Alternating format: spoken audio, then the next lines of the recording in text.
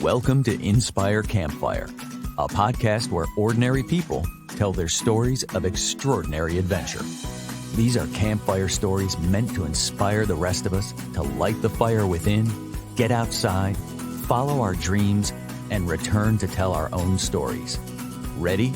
Let's strike the match.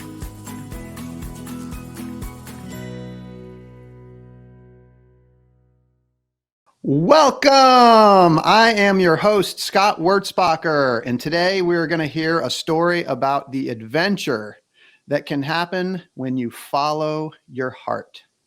Our guest is Carolin Rathbun, a life and business coach, writer, and copywriter, and the mother of 2 young adults.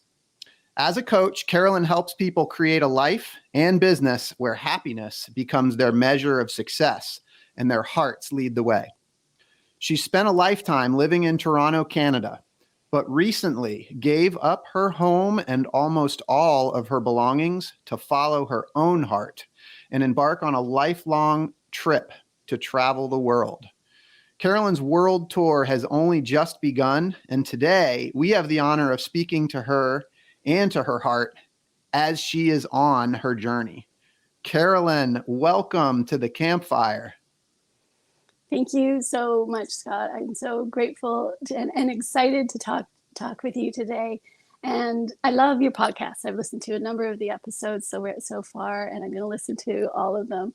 I used to do a lot of camping with my family as a kid, and the campfire was one of my favorite parts. So I'm so excited to be at the campfire with you. Oh, thank you so much, Carolin. Yeah, it's so fun to sit around the fire and just share stories, and that's what we're going to do today. But boy, you are on a journey, and it has just been so fun to watch. I got to ask, and for the listeners, where are you today? Today, I am in Lisbon, Portugal.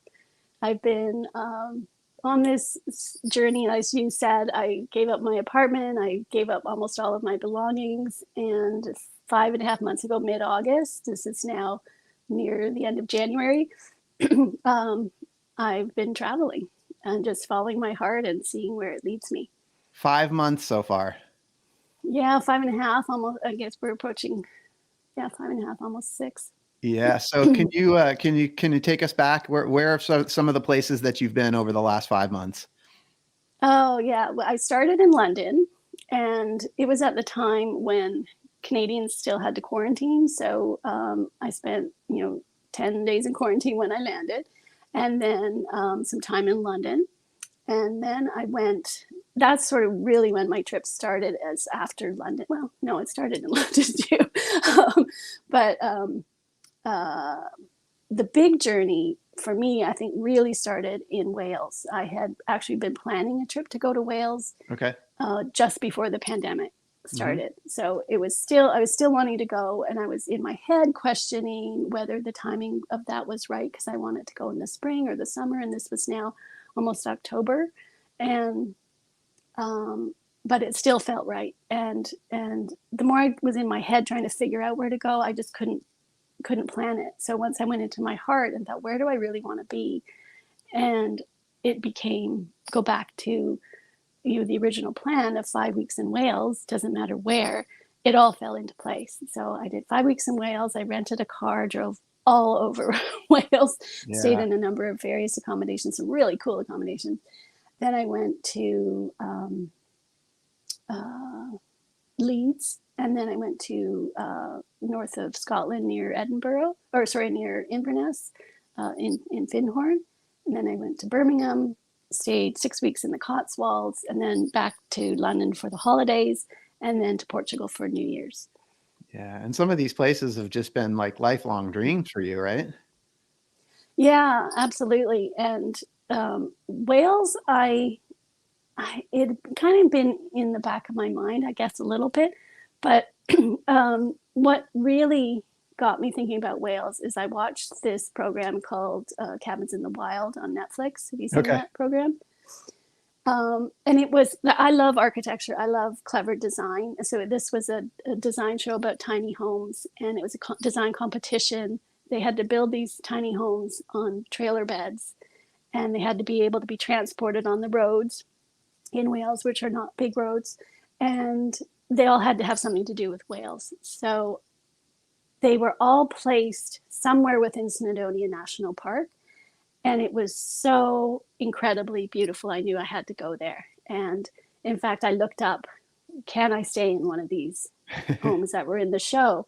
And I ended up finding one that had been purchased by someone, and it was put in the most beautiful location. And I spent 9 nights in this tiny home on the top of the hill looking at Snowdonia National Park. And if you watch the show, it's called The Slate Cabin. Beautifully designed. It had everything you could wish for in a home, and the view was outstanding. I've stayed in a refurbished cow shed. A refurbished cow shed. Yeah. This couple had bought a farm and they were refinishing all the outbuildings. This was incredible. This, definitely could have lived there. It was a luxurious accommodation. It used to be a cow shed, and they kept enough of the original features that you knew you were in this, what was formerly a cow shed. Another place that had great views. I stayed in a place that was a shipping container. It was 2 shipping containers put together. It was originally made into a hostel, 4-bedroom, 2-bathroom, open kitchen, living, dining room. I had it to myself. I stayed in, somebody converted their garage into a really cute cottage. I was 6 weeks there. And I've stayed in B&Bs, and I've also done some house sitting, which you look after someone's house and their pet, and you stay for free. So I've done that a couple of times too. Carolin, how are you finding these? These are very unique places. How are you finding these places and getting connected with the owners to be able to stay for such long periods of time? A couple of them have been Airbnb. Okay.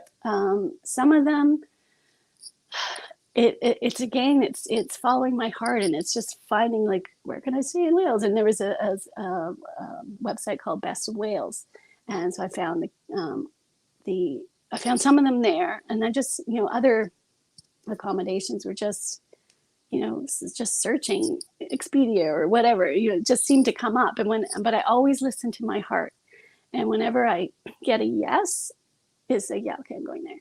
And I've been testing myself so many times, like the little cottage I found in the Cotswolds was the first one that came up on Airbnb when I decided on what area I was going to. And I thought, well, I'm not going to pick the first one. Maybe there's something better. So I spent probably a couple of hours looking at all these sorts of cottages in the Cotswolds, but that was the one I kept thinking about. But it's not like that one. But it's not like that one. So, so I ended up going with the very first one I saw, and it turned out I got. Yeah, so I got quite friendly with the woman who owned it, and she was telling me she hadn't had that cottage listed for 6 months. She had hurt her foot, and she listed it the night before I saw it, and I booked it for the month. And then I decided I wanted to stay another couple weeks, and I looked online, and December was booked. So I thought, oh, I guess I can't, but I thought I'll just ask her. And she said, no, I've just decided not to book it over Christmas. So yes, please stay another 2 weeks. So, wow. That was there's just been so many serendipities along the way. Yeah, serendipities. Yeah. And you said that you've been testing yourself. I'm curious if you could elaborate on what you meant by that. Well, it's my head. It's me getting in my own way. It's kind of, thinking, is this the best idea? And my heart feels like my soul is just going, okay, we've shown you, but if you want to do your due diligence, go ahead. And I come back to my original plan, which was, so I'm getting to the point more and more is just like, just listen to your heart. It's so funny. I love that you said, okay, if you feel like you need to do your due diligence, it's like your heart giving your head permission to do what it needs to do, but your heart knows. Yeah, exactly. And I think it's even, deeper than my heart too. Like, I think your heart is the doorway to your soul.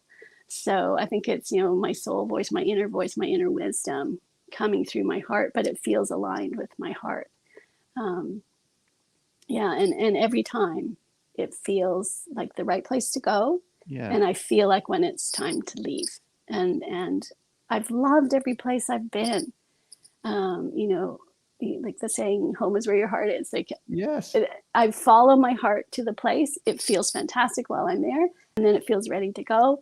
And it's like, oh, I'm so glad I had that experience. I got to have this place as my home for a little while, and now I get to go somewhere else.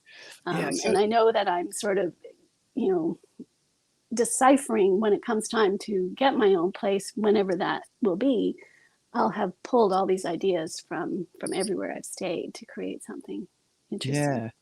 And so you're 5.5 months on the road, and this trip has been largely unplanned. It's largely been you just following your heart.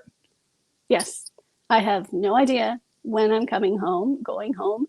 No idea if I'll go home for permanently. I have no idea how long I'll be gone. I have no idea where I'm going next. Like, I landed in Lisbon, and I mean landed, I took a taxi. but, I was in another part of Portugal, not far from here, and I came to Lisbon 2 days ago. And at first I thought, 1 week, and I kept hearing this nudge, make it 2, make it 2. And I'm going to extend for 2 weeks. After that, I have an idea of where I think I want to go. I've felt into where I want to go. But again, when I was trying to find accommodations, that it was getting a little tricky. So I think I was meant to be here for 2 weeks, not 1, which is why I wasn't figuring that part out. So it's really step by step. I really don't have a definite plan, which is strange for me because years ago, I was someone who planned things to the T. Yeah. So yeah, I think it's strange I think it's strange for a lot of people. It's because it's incredibly inspiring, but also just like this idea that, you've already been gone for 5.5 months, and you just said yourself that like, you don't know when you're going home. And so like, I think the first thing, and I had actually, cause you and I have known each other for a couple of years now. And so just to backtrack a little bit, like what's so cool about this is that you and I first met in a mastermind group about redefining what it means to be a success. And so we spent a lot of time, a lot of it was like spiritual work, trying to redefine like what it means to be successful. But from day one, when I first met you, you were talking about this dream that you had to be able to travel the world. And it was something that you were kind of starting to prepare for. And then COVID hit and the whole thing got derailed for about a year. But it's just like, for me, it's so cool to see that you've been able to like, endure some struggle in getting here, but now you're like on this trip and you're doing it. But you're 5.5 months in, and, I think my question, like, I love to travel. But there's always, when I'm on a trip, there's always this sense of like, at some point I'm going to go home, and you're on this sort of extended trip. So I'm kind of curious, like, what is home? You've sold your home in Canada. What is home? Yeah. Home is everywhere I land, like everywhere my heart tells me to go. Like I was saying, it just feels like home. When I was in the cowshed, it was like, oh, I could live here. And I was like, wait a minute, I am living here. Yeah. This is home for right now. This isn't a holiday. This is my life. And that took me probably a couple of months to really get into my system, like especially when I was in London, because I'd been to London a couple of other times. I had to keep reminding myself, I'm not going home. Like, so what does home, what's my definition of home now? So it's become, home is where my heart is. It is every location I go to feels right in that moment. And then it feels right when it's time to move on. Like I've said, I extended the little cottage. I thought I would, a month would be good there. But when I got there, I thought, no, I'm not ready to leave yet. So 2 more weeks felt great. And then the next place fell into place. And it's just been this journey of more and more and more trusting my heart, trusting my inner wisdom, trusting that I am always supported and everything will always work out. Can you talk about like what that feels like the emotion and the feeling involved with like developing that sense that you truly are home right where you are? Yeah, that took a long time to get to this place. And it was baby step after baby step. And it was, working through fear. It was a lot of working through the what ifs. What if I'm lonely? What if I get sick? What if I get hurt? What if I run out of money? All the what ifs. So when I had answers to all those things, so what's the worst thing that could happen? What would I do? And then once I figured out all those kinds of things, and then it got to, well, maybe I'll try this for 2 years. And then when that felt good in my body, I thought, well, the truth is I'd rather do more than 2 years. So what if I did it for 3 years and then that felt good? Well, what if I did it for 5 years? And then when that felt comfortable, it was like, well, why do I have to put a time frame on it? Yeah. And then I think the final piece was, I don't have to have a plan. Like, if at any point in time I want to come home, I just come home. Like, I don't have to stick to anything. So it's been, and there's a number of things I've done to help me get comfortable with listening to my heart and my intuition. And a lot of that started the first trip I took, which was right after I separated from my husband. And I thought, I have waited my whole life to travel. I am not waiting a second more. And, I had been waiting for the right time. I'd been waiting for the right person. I'd been waiting for enough money, all the things we wait for that we use as excuses. And I thought, I'm not waiting for a minute more. And I went 5 weeks to Italy. The first 2 weeks, a good friend of mine came with me. Mm-hmm. The next 2 weeks, I had booked a pottery course in a little tiny town in the middle of Italy with an American teacher, and I knew there'd be American students, so I knew I wouldn't have the language barrier, but I would be with people who had similar interests. And we had some excursions and some free time. And then the 5th week, I was on my own. And so in each of those, there were sort of baby steps. With my friend, it was, getting comfortable being in another country and having someone with me to figure out the train system. And then in the pottery course, it was, who am I navigating the world on my own? And that was a taste of that, because I'm I'm an introverted person, and at the time, very shy. And I've grown out of that as well, the more I've come back into myself. And then the final week, though, that was a lot of learning, really starting to hone my intuition and following trips too. And I'd go on my own. I've done a lot of solo travel. I traveled a lot with my daughter. I've traveled with some family, my son. But when I'm on my own, that has been a real teacher as far as helping me hone my intuition. Like, I remember one time I was walking down a little town in Italy, going down the cobblestone streets. Mm-hmm.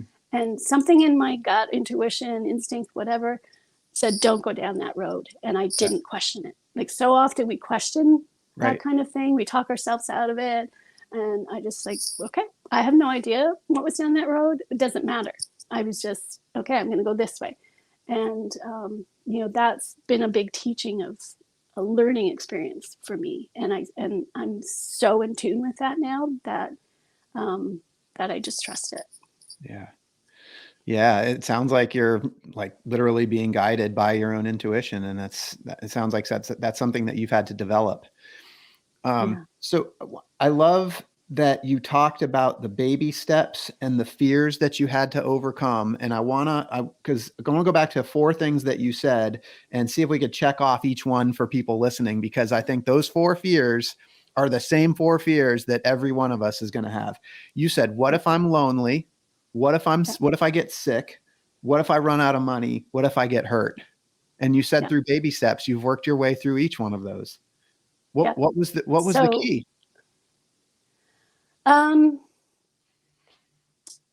I think it's so what if I did get hurt? What if I got hurt? Are people just going to walk past me on the street? No. I'm able to, have conversation. Most people in Europe speak English, so someone's going to be able to hear you. I have been sick. I have been hurt on holidays. I've gone to the doctor in Switzerland. I've been wounded. My leg got scratched up. I was looking down when I was looking up when I should have been looking down, and I stepped off a curb and scratched open my leg. It's kind of working through. So what if I run out of money and have nowhere to live? Well, I have loving family. Someone will take me in, even if I have to couch surf for a while. I have skills that I could come back and get a job. So, okay, so that's not so fearful anymore. What if I feel lonely? Well, then join a group and, meet like-minded people. And that's an interesting thing too, because I don't feel lonely. I've gotten to a place where I'm so comfortable in my own intuition, in my own inner self, and knowing that I always have the answers, that I don't feel alone. I always feel guided. So I don't feel lonely. I think feeling alone and feeling lonely are two different things. And I don't feel lonely. There's occasions where I think, it'd be nice to be sharing this experience with somebody. Right. But, I've got friends that I talk to and share the experience that way. I've got friends who are talking about coming over to meet me at different places. So I've got this core group of friends where I'm like, okay, I'm going here next. Anybody want to join me? And with COVID, it's more difficult, but I think once things open up a little bit more, I've got two friends right now who are saying, yeah, I'm coming. So, That's awesome. So I think that's going to be really fun. Guess what? You're sharing your experience with us right now. So exactly. This is fantastic. And also for those listening, because, you are a life and a business coach. So this is, you're doing your work as you go. So it's not like you're just on an unlimited holiday where there's no income. Like this is, you're making it happen as you go. Right. And right from the beginning, when I started my business, I got to the core of what do I really want my business to look like? And I knew it had to travel with me. And part of those baby steps were I would travel 5 to 6 weeks every spring and every fall, and I take my business with me. And on those occasions, because it was a limited time frame and we could move a little faster when we traveled, I would, spend a couple of days in each city, move to the next one. And the majority of my clients are in North America, so it works out beautifully to be here. I can explore all day, be back at 5 o'clock, and it's noon Eastern. So that worked out really well. Now, because this is my life and I'm not on the go all the time, I don't have to be on the go. I'm finding that spending a couple of solid days working and then 3 days just focused on touring, that's working well. I also don't, because I'm a woman traveling alone, I also don't tend to go out at night. Sure. So that's often when I'll do some work or post things on social media or something like that. Yeah. And in terms of the baby steps, like I think you said something that's really helpful. You said that, you didn't just sell everything and go. Like you actually had some kind of smaller experiences to essentially prove to yourself that you could do this. You said you took like a 5-week trip and brought your business with you on that 5-week trip. So, and even for some people, 5 weeks might even seem daunting, but like the point is you could start with a weekend, then you can start with a week, and then you can go to 5 weeks. And, it's like kind of building up that muscle. And now here you are, like essentially on an indefinite, like working trip, which is just, so many people have that dream and you're living it. Yeah. It's a lot of fun. I do have to, of course, stick within governmental guidelines and things like that. For instance, I'm just here as a tourist. I don't have a visa for any particular country. So I'm not sure if you're familiar with the Schengen zone, in case your listeners aren't. It's basically Europe plus a few other countries, and you can only stay a collective 90 days within a consecutive 180. So basically 3 months out of 6. And so I have to stick within that. I would love that rule not to be there, and I would just stay in Europe indefinitely moving around, but I'm going to have to hop in and out. So there are guidelines that I have to follow in that regard. But that's, if that's what I have to do this, then I'm okay with that. And maybe at one point I'll decide to get a visa and stay somewhere. Sure. Well, you called this a world tour, and I am just curious. I got so many of the things I want to get into with you, but what other countries are on your list, or even continents? Oh gosh, pretty much every European country. I would love to go to like Croatia, Australia, Slovenia. It looks really interesting. I'd love to go to Russia. Mm-hmm. That one I would probably do on a tour. I would love to go to New Zealand, Bali at some point, like just wherever. Like it's just going to be fully heart led. Yeah. Yeah. It's like, where do I feel like going next within the restrictions that I have as far as having to stay going in the Schengen zone? You've got some time ahead. Got some time. And that's the other thing. I'm slow traveling. So doing this during COVID is, I'm able to do it because I'm going really slowly. And I've decided that at this point, at least, I may change my mind, or my heart may change my mind. I'm going to stay 3 months in one country. So I'm not having to test every few weeks to get on a plane to go somewhere else. So, yeah. And I also have England was fantastic. They were giving away for free the rapid flow tests. So I was testing 2 times a week. I would test anytime I was going to move from one town to the next, because I didn't want to bring anything with me. So that's been a lot of like great peace of mind to be able to travel knowing I'm not contagious. Yeah, and that's important in the world that we've got today. Carolin, I'd like to go back to sort of what sparked all this, because you've had so much growth. Like, you're on this amazing trip, and you're in such a good place, and you're being led by your heart, and all of that is, that's been developed, and that's something that has grown inside of you. But certainly something like this usually it starts somewhere, right? So I kind of want to talk about that call to adventure. And if I can, I was checking out your website and your coaching practice website, and right at the very top of the website, it says, in the span of 3 years, my kids both moved out, my marriage ended, my mother no longer knew me, and my father died. Every role I identified with was completely gone or drastically different. Who was I now? I felt utterly lost and very alone. Carolin, that's powerful stuff. Can you talk to us about that? Yeah, that span of those few years just kept knocking me off my feet. Like it was, well, after my divorce, it was like, who am I not as a wife?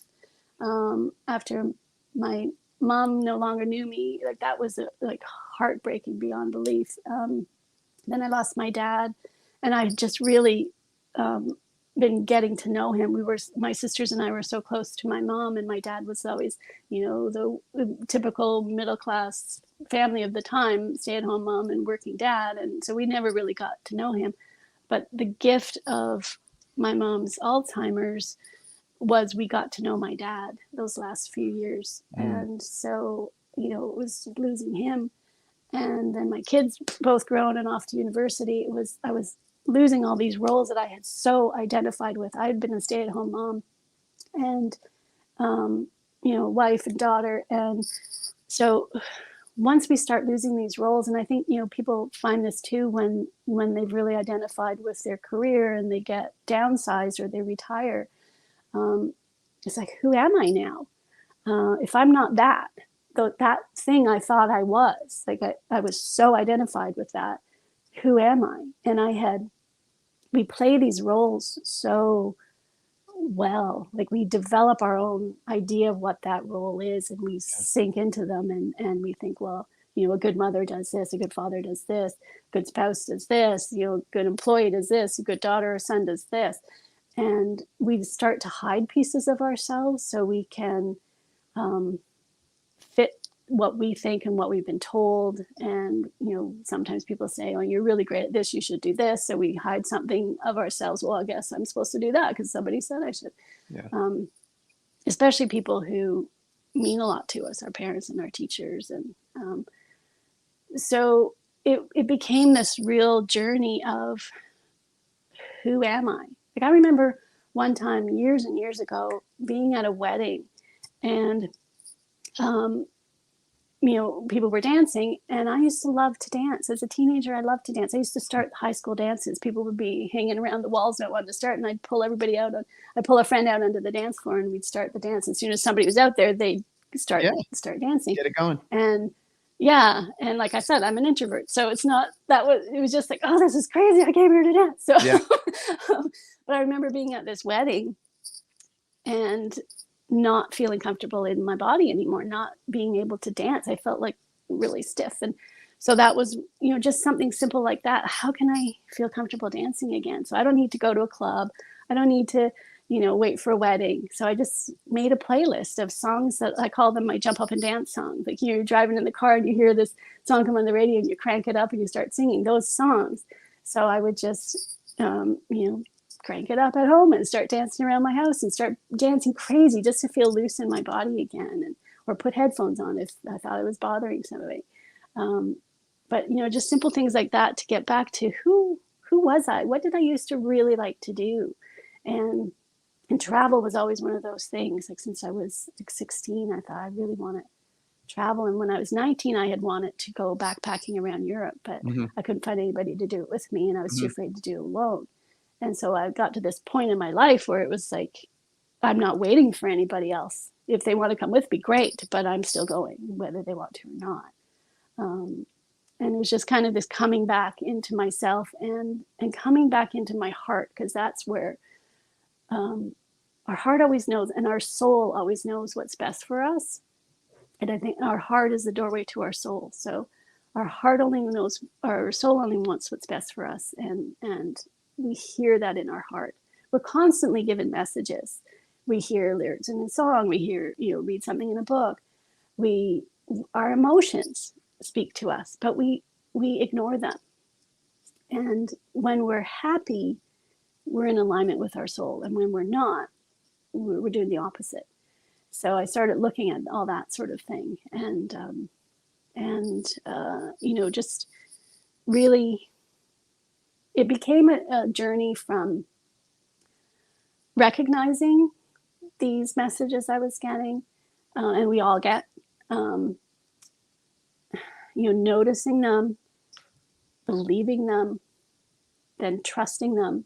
And then now I'm at a place where I just know it. Like there's no question. It's just a knowing now. Yeah, it's really inspiring. And it's so interesting, like the experience that you went through. You found yourself kind of, like you said, identifying with all of these roles, and then asking yourself the question, who am I? And in order to find out the answer to that question, you sold your house, got rid of most of your belongings, and essentially shed all of those identities as well. So it's almost like I want to correct you there, because that's the byproduct of finding myself. Yes. That wasn't how I found myself. Yeah. I had already done that. So that shedding all that was easy because I'd already done it. Like when the hardest part is the decision to do it. And it's just before you make the decision to do it. It's that, oh, can I really do this? Is this really what I want to do? Because if I do this, things are going to start to change. Okay. So I had done that so many times that every time got a little easier and a little easier. And then when it got to the point of all those what ifs, and settling into 2 years and 5 years, and why do I have to have a timeline? I'll just come home when I'm ready. Getting rid of my stuff was probably some of the easiest things I've ever done. Like I was just ready to let it go. I didn't need it. I was going. I had decided, do I want to put things in storage or not? That was, a fairly simple decision. But once I decided I didn't want to put things in storage, I had no emotional attachment to it anymore. And it was just, who wants it? I gave most of it away. I hardly sold anything. And it happened so quickly. Because I had originally thought I was going to leave 3 months later, and certain circumstances happened that I was leaving 3 months earlier. So all of a sudden, within a month, I had to clear out everything. So it was like, who wants my stuff? Well, I donated so much. I'm glad you made that distinction, because it is a big difference. Like it wasn't in that doing that you made the decision first, and because of the decision, you were then able to let go of those things. Yes. That's what I'm hearing you say. Yeah. Yes. And that's it's a big distinction. It wasn't that you gave everything up and then found yourself. It was flip-flopped. And I'm glad that you made that distinction. So here's the question. You've been asking yourself, who am I? And I want to ask you, who is Carolin? How do you define it? And I think that's the problem. We try to define who we are. And I think I am just someone who follows her heart. And I think when we do that, we are connected with our soul, and then we're living our purpose. Like, we're showing up in the world fully as ourselves. And I don't know, how else can you be in the world? It's such a great answer, because and I didn't mean to do it on purpose, but like, I'm trying to pull you back into an identity, and that's exactly what it's exactly what you're doing, right? Is like just recognizing I'm someone who follows my heart. It's amazing. Yeah. I don't have an identity. Like, even, calling myself a writer and a copywriter and a coach, and I think when people hear those, they think, oh, I know what a coach is. I know what a writer does. I know what a copywriter is. And yes, there's a sameness about those. But I think, what attracts us to one coach over another, or one book over another, is the human, the spirit, the soul, the essence of the person coming through. That's the decision we make. It's the feeling you feel in your heart when you're looking at, this is what I teach in copywriting. Like, I help people create websites that attract their dream clients. And what you're doing is you're speaking to their heart. Yes, people who are looking for a specific kind of coaching, they're all looking for a coach, and they're all looking for someone to solve their problem. But where does that problem originate? It originates in their heart. They have a feeling that something is missing. So when they look at a website and they feel a connection, that's what they're connecting with. It's not the identity of the coach. It's the essence of the person. Well, so speaking of writing and copywriting, and also speaking of these ideas that you've been living in the last 5.5 months, and before that, you've been listening to your heart, and you've talked about how the heart is essentially the gateway to the soul. Mm-hmm. And you wrote a book to help people do that. And for those listening, you can't see what I'm holding up, but Carolin wrote a book. I got it too. Oh yeah, we both have one. There you go. Love Notes from Your Soul. So this is a fabulous book that you wrote about a year or two ago, and I'd love to just hear a little summary about the book. Yeah, it started as it was part of the whole journey. It was I was meditating every day, and one day, it was November 2019, this idea popped into my head, is because I was always asking my heart, asking my soul, asking whatever realms are out there, what do I need to know right now? And I was hearing things, you're right where you're meant to be, you are loved, everything is perfect, things like that. And it was so comforting. And early November 2019, this idea popped into my head to write these down and share them with people. Mm-hmm. And that was a really scary idea. It was an exciting idea. I thought, well, that would be really fun. But it was a really scary idea, because for a number of reasons. One, I was only talking about business stuff. So all of a sudden, I'm going to start talking about your soul. That didn't seem in keeping with, how to write copy, how to bring your ideal client. So it was coming out of the spiritual closet. I love that. And then it was, I had also at one point done free writing prompts, and it was one a week, and I did it for almost 2 years. And that became a chore. And I didn't want to take on something, like, my idea was share something every day. I thought, that's a big ask, because I knew how much doing it once a week was. So. Mm-hmm. And I'd also known that I jumped on ideas before and regretted it. So I thought, I'm going to let this simmer, because this is a big ask. And a couple of weeks later, it was still an exciting idea. And I thought, okay, well, what am I going to say? So I started writing down what I was hearing. And I think we all have this ability to hear what our soul is saying, but I was tuned in. I had gone through the steps to get to the point where I was hearing who I was and getting inner wisdom. And so I started writing more down, and then I thought, well, is this just my inner wisdom? Who's going to want to hear this? And I realized when I was looking through them, this is wisdom for everyone. And my belief is we are like a collective of beings. We are a soul with a body rather than a body with a soul. And I think we're all this collective of souls. So I started realizing that this is wisdom for anybody. This isn't meant just for me. So I started putting them out. And I thought, does anybody want to hear this? So I started promoting it just mid-December for January start. And I had people signing up. And then I had a number, already ready to go, but I had to keep up with it too. So one a year, people can still get this on my website. So you get one love note a year. These are love notes from your soul. One love note a day for an entire year. And then November 2020, the idea popped into my head, put these in a book and put it in a book by Christmas. So, so okay. And so I just picked 52. It was actually 53.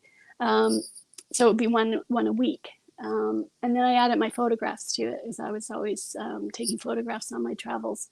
And what I've been noticing is I was drawn to pictures of windows and doors. And I was also noticing the more whole I was becoming, the more my photographs were changing. So first I was drawn to windows and doors that were closed, shut tight, peeling paint. And gradually I was taking pictures of doors and windows that were partly open, and then gradually fully open. And then I was realizing I was taking pictures from the inside looking out. Wow. So some of these pictures of windows and doors are in the book as well. So so if anybody listening wants to get some free ones, they're on my website, and the book is on Amazon. Yeah. So these windows and doors and kind of the condition that they're in and the perspective that you're taking them from essentially took shape like as you went through that process. That was so profound. Yeah, and I wasn't looking for that. I wasn't looking for, I feel bad and sad, and this window looks like what represents me. It was. I think that your soul is always trying to speak to you. So I was noticing what I was noticing, without controlling it. So I would be drawn to something. Oh, that's nice. So I'd take a picture of it. So it was me watching the evolution of my inner self through the outer representation of the windows and doors. Yeah. And in fact, yesterday I was walking through Lisbon. Yesterday I was walking through Lisbon, and I was thinking, what am I drawn to these days? Like, I'm not interested in the windows and doors as much as I was. And I realized yesterday walking through Lisbon, I was taking pictures of entire buildings. Like it's like the whole the whole thing. Well, Love Notes from Your Soul is a fabulous book. It's great for that daily inspiration. You need a nudge and some help kind of listening to your soul and hearing those messages and learning to trust your intuition. Carolin, this has been so amazing to hear about your journey. I can't wait to continue to follow you and see where you go. I mean, you're just getting started 5.5 months in, and, this is an indefinite thing. And, you've shared with the listeners today that home truly is where the heart is. And that's just, we've all heard that before, but it's just so nice to be able to really understand and feel what that's like for somebody. I want to ask you if there are people that are, kind of experiencing maybe some of the things that you experienced with the role identification and, just like maybe having trouble hearing that inner voice. What advice do you have for them? I would say start just noticing what's around you. What are the messages that you're getting? I used to do one of the things that really helped me, tune in and trust that I was being helped, that I had the messages I need. Because so often we go to our friends and what should I do? What should I do? And we take their advice and, I don't know, that didn't feel right. And I don't know. So you ask somebody else and what should I do? And they give advice. And so we have all the answers inside. And I don't think people need to travel to find the answers. I think travel offers a lot of really great, like numerous things. But I think if anytime we're looking to somebody else for the answer or something else for the answer, you don't need to, that you have the answers inside. So one of the things that I used to do, and I still do, and that really helped me, were intuitive walks. And I know I've shared some with you before, Scott, but what I would do is like be conscious while I'm walking. Cause so often we're just walking and we're like, oh, there's something. We're in our head. What do I have to do today? And I've got this problem. And we're just in our head trying to figure it out. And while we're walking though, our eyes are being drawn to different things. And if you're not conscious of them, you're not noticing what your eyes being drawn to. So I would go on these intuitive walks where I would be noticing what I was noticing. So I'd be walking along, my eye would be drawn to something, and I'd think, what do you have to say to me? What's the message here? And if it was nothing, I'd keep walking, my eye would be drawn to something else. And, what message is there? And inevitably there would be something that would pop to mind, either a memory or like a little message I would kind of hear in my head, or a feeling or something, which would remind me of something else. And I would just let myself find these, notice these things. And I would also, near where I lived in Toronto, there was a big cemetery. It sounds kind of weird to go walking through a cemetery, but it was like a big park in the middle of the city, and had roadways that, go to different plots. But because it's a cemetery, nobody really is driving on these. So people walk on them, run on them, take their kids for bike rides on them. It was this lovely park. So I would enter the park and I would literally close my eyes and say, show me what I need to know, or basically show me something. What do I need to know right now? And I would let go of my conscious desire to go one way or the other, and just feel my body pulled one way or the other. And I'd walk down that pathway and I'd watch where my eyes would go. And cemeteries are great for this because there's so much information there. You've got words, you've got names, you've got symbols, you've got nature. So I would just see where my eyes were going and noticing what I was noticing, and get to a crossroad. I'd close my eyes, which way, and I'd feel my body go one way. And I would always be shown so much, and just, it was always what I needed to hear. And always so in awe of the guidance I was being given. So that really helped me to hone my intuition, trust the messages I was getting, trust my inner wisdom. And it's what I use now when I'm out for walks, in a new city. It's do I need to go that way? No, doesn't feel right that way. Okay, go another way. Where am I going next? Okay, this is where I want to go next. So that's a real good, an easy thing to practice, that you don't have to leave your home other than go for a walk. Well, it's interesting because as I had pulled out your book, I thought to myself, I'm just going to flip through here while we're on the call and pick a page and just, for listeners, just give them an example. But the page that I picked, it was page 49. And that page says, trust your intuition. It's the one way I'm speaking to you. Love your soul. And that fits perfectly with what you just said. Carolin, at some point, they are going to make a movie about your life. And I want to know who the actress is going to be that's going to play you in that movie. Well, I love that you ask people this. And it's funny, a few years ago, I had this conversation with some girlfriends of mine, and they unanimously said that Emma Thompson would be the person to play me. I love it. Emma Thompson. Okay, what's the name of your movie going to be? Freedom Within, the courage to trust your heart. Wow. Freedom Within, the courage to trust your heart. I love that so much. Carolin, thank you so much for being here. For those listening, I hope you've been inspired today as much as I have. I hope that Carolin's story has encouraged you to listen to the voice inside that calls you to adventure, because we want to hear your story next. If you have a story to tell or need a nudge to create one, please send me an email. And until next time, I want to encourage you to get outside. Thank you so much for listening. Carolin, thank you so much for being here. Thank you, Scott. I really appreciate the opportunity, and I always love talking with you.